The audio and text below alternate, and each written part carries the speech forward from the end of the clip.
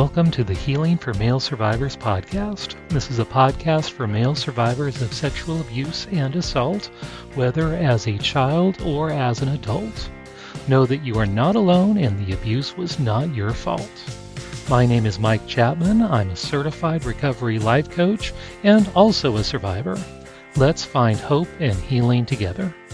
And welcome back to part 2 of Male Survivor Awareness Day 2024, where we continue our discussion on options for healing. We had mentioned techniques, therapeutic techniques that can be used by clinicians and some by others. I know Kevin and I, and probably some of you others, have gone non-professional route as far as group supports. I was on MaleSurvivor for a long time, still am, but very, very active when I was first going through it. That was helpful. Men's weekends like MenHealing, which is specifically for survivors, or any of these other men's groups that are out there for weekend retreat experiences that go deep into healing, such as Marked Men for Christ and Edge Venture, and there's several others out there, and Husband Material as well, that offer all kinds of healing opportunities that are not necessarily licensed therapeutic options, but really, really effective and very helpful. So any other techniques, we've mentioned EMDR, brain spotting, group therapy, these group experiences, internal family systems, cognitive behavioral therapy. Kevin? One of the things we talk about a lot, especially if you're not able to find therapists, there's groups available like Celebrate Recovery and so forth. Yes. And I love MaleSurvivor. That's one of my favorite ways. And especially because you can go on there anonymously.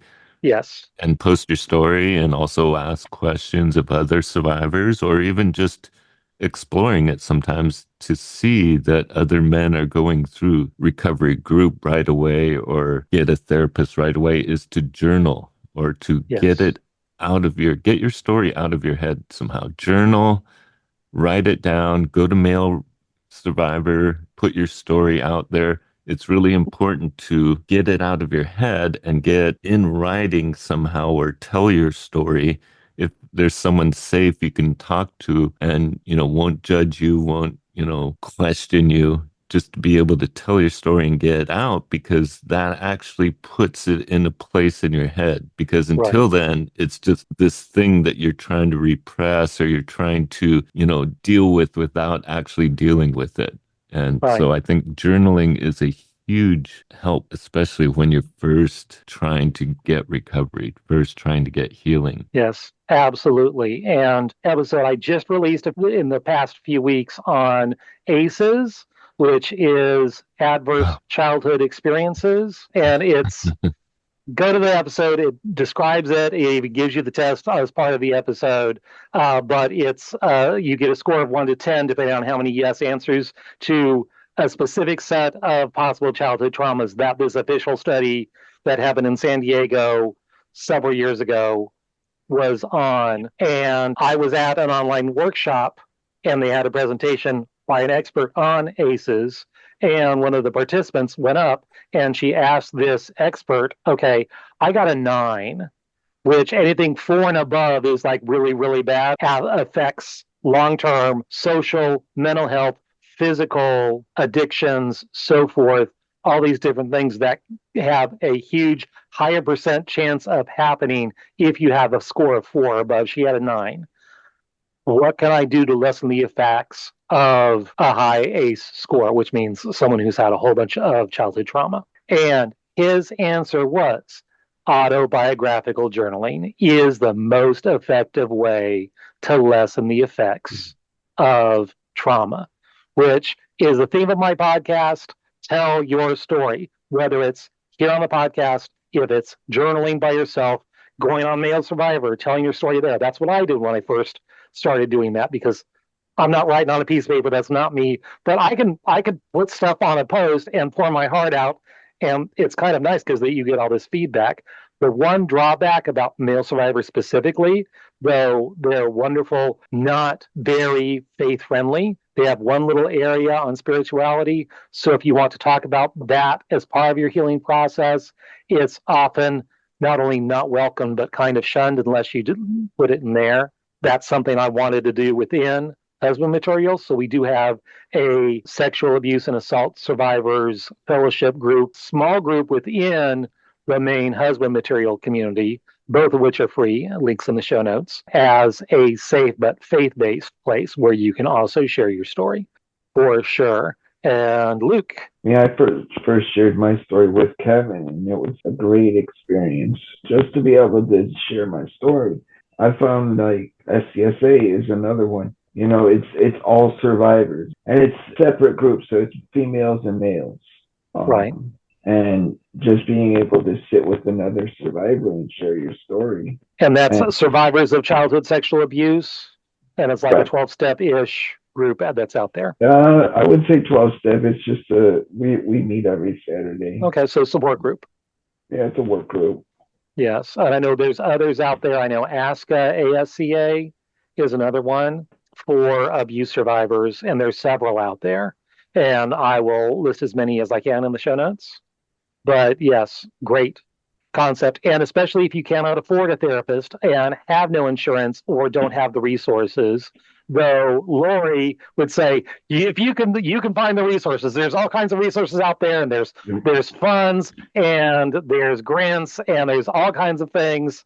So if you really want to find the resources to go see professional therapy, it's out there. If you feel like, yeah, there's nothing out here, or you live in a rural area and there's not much out there, there's tons of lay or peer groups out there, and therapists and life coaches and so forth. And like brain spotting specifically is a technique that does not require you to be a licensed therapist. So many are able to add that into their toolbox and use that when working with clients. Any other techniques we haven't mentioned? Doug, anything to add? Grounding. I always, at least if I find something triggered me, yes. I always use grounding or box breathing just to work through that. And in fact, in the last episode I just posted, in fact, yesterday, it was on a panel discussion on triggers that Luke was a part of. And we mentioned all kinds of different grounding techniques on that as well. And links to those techniques are in those show notes as well. So yes, there's several that Luke mentioned and I mentioned as well on there. So yeah, that's another thing. So if you feel riled up or your mind's going a mile a minute, just doing these grounding techniques, breathing, anything that can calm the central nervous system, extremely helpful. Doug, anything to add? Not that I can think of off the top of my head. Kevin? I think we're hitting a lot of those. Yes. I have found out, for me at the beginning, I didn't get a therapist right away. I read a lot of books. Well, not a lot. There were only a few available back then. But music was an amazing therapy for me. And it was helpful in just being able to release emotions that I wasn't able to, I was afraid to release before I actually got into therapy and so forth. And music is still a really big therapy for me. And there's so many bands and musicians and songs that have helped me through this process. One of the most recent is Marcus Mumford's latest album. I don't know if you guys have heard it. Yeah, he's an artist album. He was part of a different music group, but then as far as his solo career, he was a survivor of abuse as well, and he has a whole album dedicated to his experiences and his healing as a survivor and that whole process. And it is definitely a hardy for explicit, from what I understand. It is, but it's phenomenal, and it's very cathartic. It's just very cathartic, and it does for me bring up a lot of emotions. But music has been a huge, and I know for other people that were in my male group and so forth, that music was really a cathartic process, music and dancing, and also at times just art, being able to draw sometimes that brings it out of you. If you can't write it down, if you can't tell your story, being able to draw just pictures of what's in your head, what you're picturing, what you remember. Being able to draw that is sometimes easier for some survivors. Right. I know art therapy, very helpful. Mm-hmm. And when I went to that MenHealing, they do weekends of recovery, secular group, they did some art therapy, and that was very helpful for me. And then with a survivors group that I work with, we went on an art therapy weekend about a couple months ago. And yeah, I came up with 2 art pieces myself, and it was just so healing. And from what I've learned, any kind of creative endeavor is all right brain. And guess where trauma is stored? Also in the right brain. So these creative endeavors, music, poetry, paint, anything like that, can access those inner trauma wounds that are stored deep within the right brain that talk therapy doesn't touch. And you can access things. And I've told the story before. At that same MenHealing weekend, there was a guy who drew and painted a whole bunch of art on his spare time and then showed us his portfolio on his phone. And we had just listened to his story, and it's like, oh, it's great that you use your healing journey in your art. It's, no, I don't. It's like, dude, you just told a story. This painting right here, okay, this triangle, and that's the river that you're talking about, and that's this and that. And he's like, no, it's not. And all of us looking at his portfolio, it's like totally his inner child was painting and expressing all of his traumas through the artwork subconsciously, and he didn't even realize it until we pointed it out. And then every single picture had something to do with the story that he had told us. And he never made that connection until we pointed it out. But yeah, the story wants to be told. The truth wants to come out, and it will find ways to do it, for sure. Anything to add to that, Doug? No, I definitely think art therapy is a great way. In any artistic expression is going to tap deep into your mind and your emotions, and is a great way to help you express emotion that's there. So I think art therapy is a wonderful technique, and music therapy as well. Yes, exactly. Luke? I find animals healing as well. Oh. I have a couple of dogs. Just if I get wound up, or even if I'm just having a day, petting that dog, being with the dog. Yep, fur babies, for sure. That's a good grounding technique, actually. But especially if they're tuned into you, and they train dogs as PTSD therapy dogs, and they're specifically trained to help people dealing with trauma and help us calm down and so forth. So yeah, that's excellent. Next question. We've talked about things that have worked. What have you tried and it hasn't worked?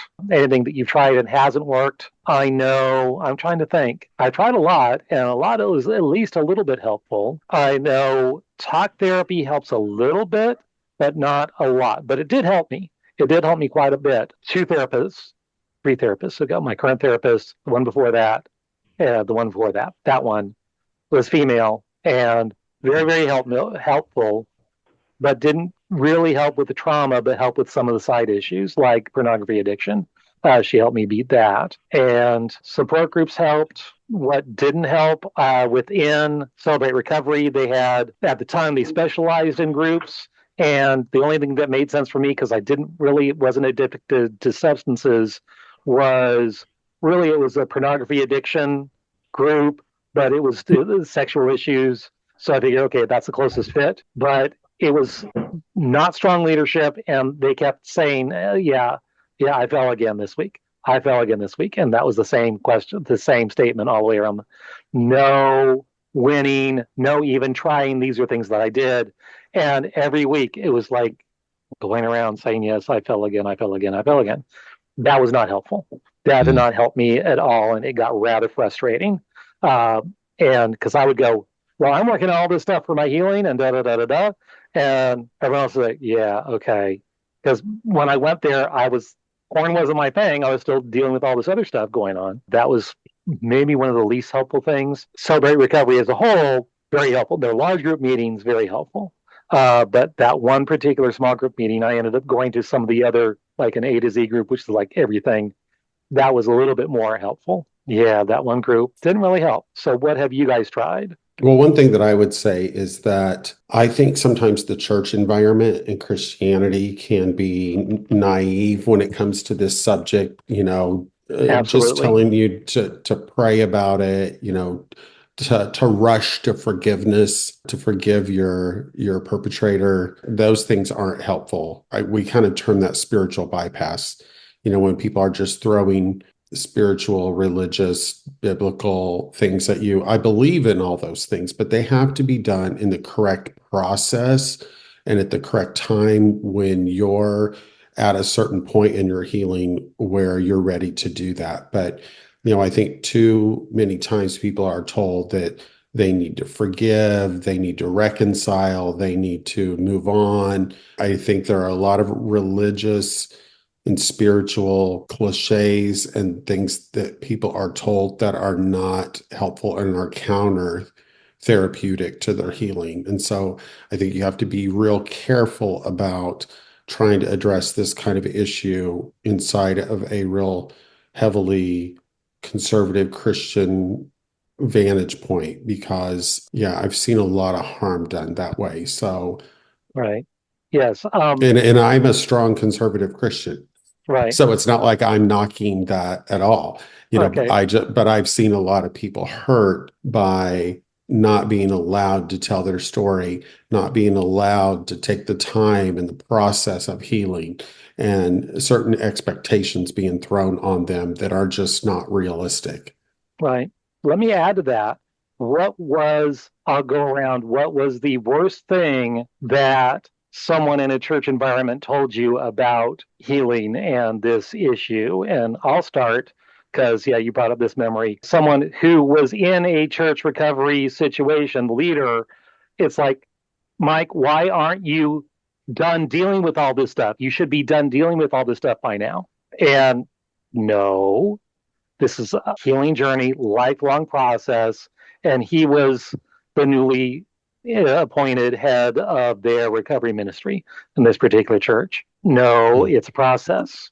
And I'm going to be dealing with, a lot of stuff happened, and it's going to be a lifelong healing process.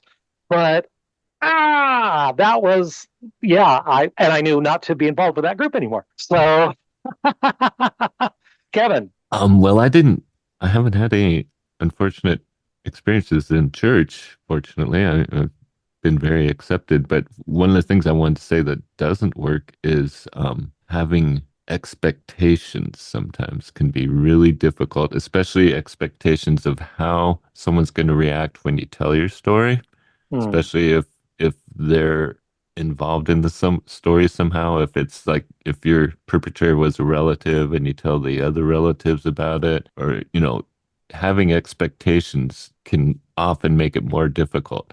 If you're having expectations of what'll happen when you do forgive someone, that can also blow up in your face. So just being careful with what your expectations are when you tell your story, when you go to forgive someone, when you confront your perpetrator. All the expectations can sometimes be a pitfall, can be a trap, and Right. it's better not to have overwhelming expectations of what's going to happen. So Right. that was for me at the time. My expectations were so overwhelming, it prevented me from talking about it, prevented me from confronting people, prevented me from, doing the work that I needed to do, because my expectations were, everything, the world's going to end, my life's going to be over, things are going to just blow up. Right. Yeah, let me put a pin in expectations because I want to go around the room with that one too. Going back to negative church experiences, Luke, anything you want to share on that? No? Doug, anything you want to share on that? I would say that neither one of these, I think, happened to me personally, but I have been in the presence of situations where, just like I said before, that a person is told that they need to forgive very quickly because you can't have an unforgiving heart. And the other thing is being in a Christian world that you're not allowed to be mad or Mm. angry at your perpetrator, and anger is seen as sin, and that you're Right. not allowed to be angry. And I very much do not agree with either one of those things. You have a right to be angry. The Bible says, be angry and sin not. So Right. anger is not a bad emotion. You can be angry, and you And can, and I believe that forgiveness is a process. It's not an event, right. and Right. that And takes time. Jesus expressed anger and did not sin. Right, Absolutely. And shoving those emotions down and pretending they're not there, any emotion, is not healthy. And there's no good or bad emotions. They just are. They right. just are. They're Um, they're information. yes, Emotions are yes, information. exactly. Now, going back to expectations, yeah, sharing your story, it's for you. Just like asking forgiveness, it's for you, it's not for the other person. And when you share, you don't know how they're going to respond. And Right. I know with disclosure, yeah, that's why a lot of men end up disclosing into little tiny chunks and just testing the waters to see how well that is received. And oh, it's well received. Well, I might give them a bigger chunk next time. But if you do a huge disclosure, you don't know necessarily about how someone is going to respond. So, yeah, and people have their own stuff and their own filters. And yeah, so be careful. And you don't uh, have to tell your story to everyone. And you don't have to tell all of your story when you tell your story. You can tell just the highlights, just surface level. You can go deep, you can go way deep, depending on who you're talking to. And yeah, you don't have to give all the gory details every time you tell it. Absolutely not. Though that is helpful to at least tell someone somewhere, even if it's your own journal, to get it out of your head, like we said earlier. Absolutely. One Absolutely. expectation that I think is unhealthy is you should be over this by now. Yes. Yes. It's been 15 years ago. It's been 30 years ago. It's been 45 years ago. You should be over this by now. Well, there are some things you don't ever fully get over. Right. And there are Right. ways that it still affects you years and years later. You can have, a look, a song, a painting, anything can be a trigger of past memories and will bring the abuse back up. So that expectation of you should be over this, I don't know that you're ever over it. You can find meaning for it. You can bring purpose around it. You can find all kinds of healing, but that doesn't Mm. mean you're over it as if it never happened. Right. Yeah. Right. It's a part of you. It's a part of your story. Absolutely. Next question. What can non survivors do to help survivors heal? Luke? Well, for me, I mean, my fiance is my biggest support, and just her being there for me and reminding me, like, especially if I'm triggered, reminding me to breathe, reminding me to do those techniques, those breathing techniques and the grounding techniques. And I get really just being there for me and telling me it's going to be okay. Right. And that's what I need sometimes is just someone to tell me I'm okay. Because in my head, I'm not okay. Right. And I'm all kinds of crazy. And I'm all over the place sometimes in my own head. And she kind of helps bring me back down to earth. And I think that's real helpful, a shoulder to cry on. Right. Absolutely. So just being there for us, even though especially those who have heard our stories and know what we've gone through, yeah, just be there for us. And yeah, sometimes we'll need a shoulder to cry on if we're having a really bad day or we're especially triggered. Absolutely. Anyone else? I think it's important to not judge, but accept, especially if they're just first revealing their story. Don't question them. Why did it take you so long? Why did you wait? Why didn't you tell anyone? Did you go to the police? That's one of the hardest questions for a survivor, especially a male survivor, to answer. Did you go to the police? Well, why not? Or I know for me, I had some people that reacted really strongly in a way that they want to be aggressive about it. Right. They That's don't want to go to their really, house and beat them up. And yeah. yeah, Or, why you should call the police. They should be arrested. And that did not work well for me. That was right. really, they basically made me regress and hide more. Yes. So Right. just accept where they are. I think one of the good things you can do is ask them why they're sharing their story with you and what is it right now that they need. Why are they doing it right now? Not ask them, why have you waited so long, but what's going on? Why are Right. you feeling, are you having suicidal thoughts? Are you wanting to do something dangerous?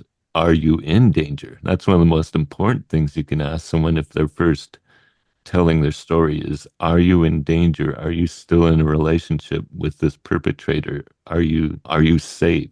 And if not, how can you get to a safe place? Right. And with disclosing to authorities, so many horror stories out there Mm-hmm. that, I mean, men tend to wait up to, on average, 25 years to disclose. So you're dealing with statute of limitations. Plus, it's he said, or he said, she said. There's no evidence.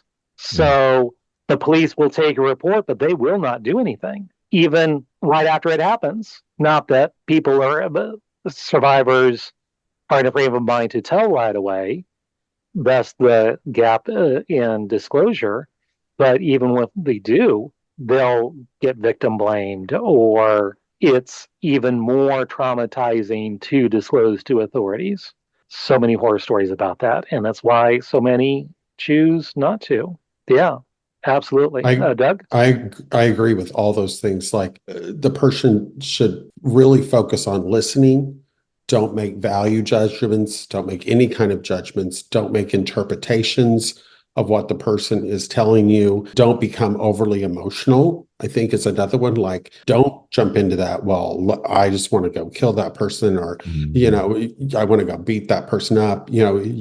That's not what the person needs. They don't need you to rescue them. They just need you to be with them in the moment. It's very much like sitting with someone after a death. They just need your presence to be there Right. with them as they tell their story. They need to be heard.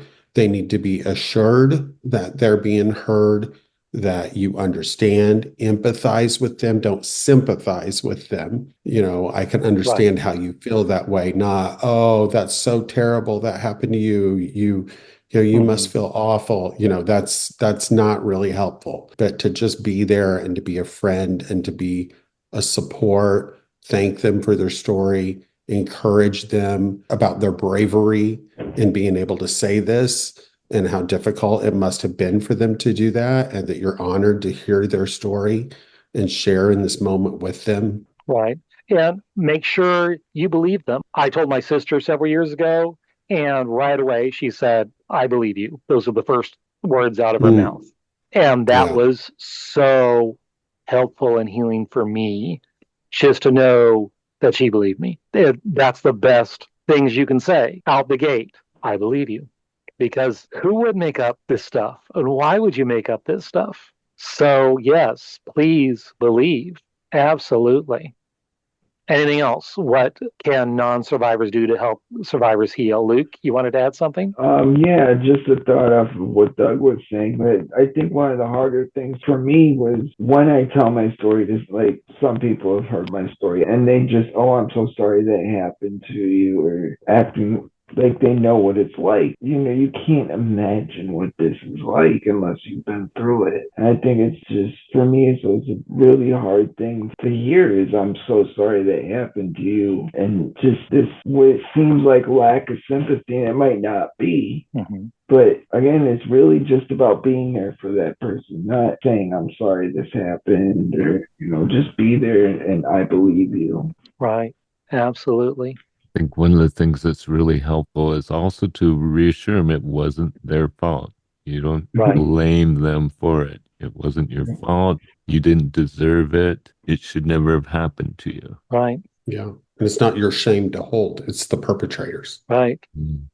Yeah, the guilt and the shame belong on the perpetrator, not on you. Right. Absolutely.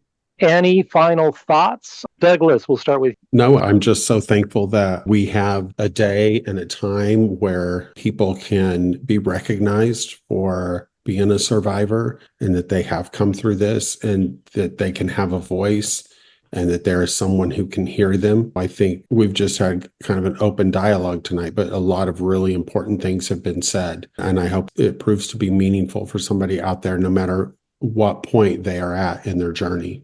Absolutely. Absolutely. Thank you, Doug. Let's go to Luke. Any closing thoughts? Not really. I mean, I'm grateful to this, just to be able to be here and participate in this. And I am grateful for a day that survivors are recognized.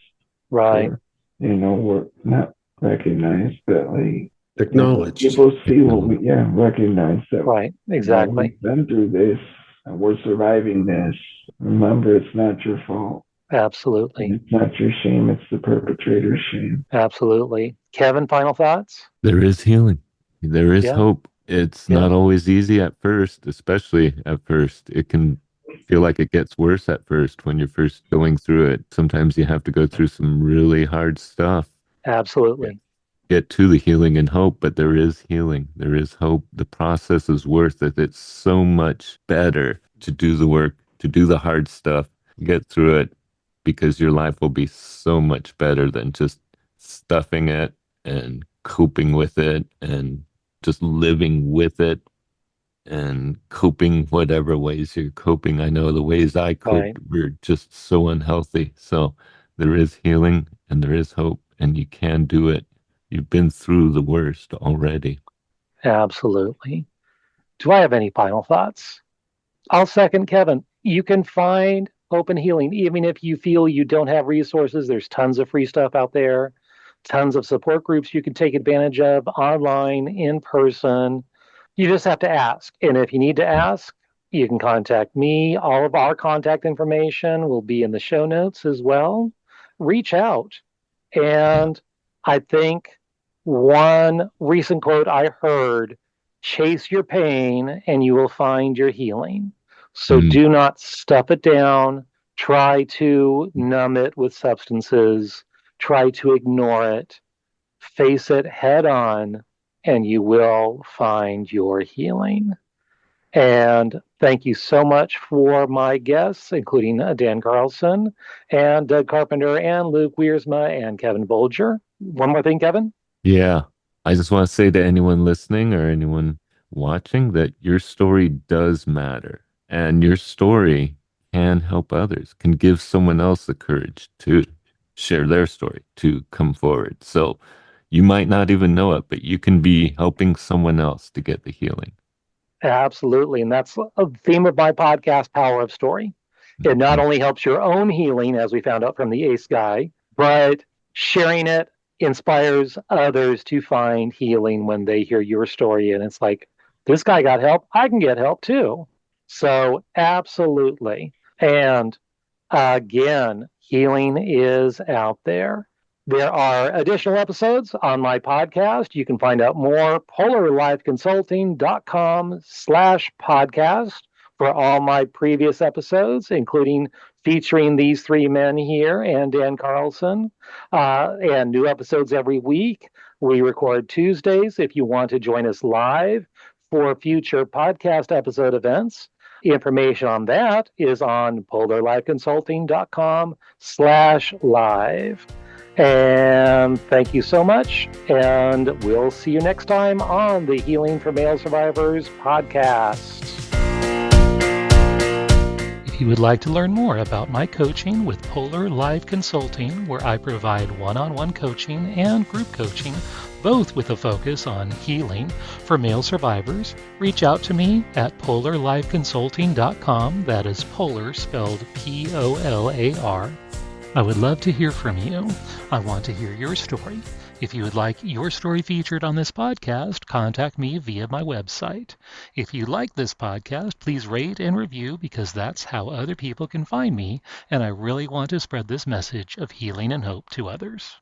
And remember, you are not alone. Healing is possible, and the abuse was not your fault. Let me repeat that. The abuse was not your fault. See you next time on the Healing for Male Survivors podcast.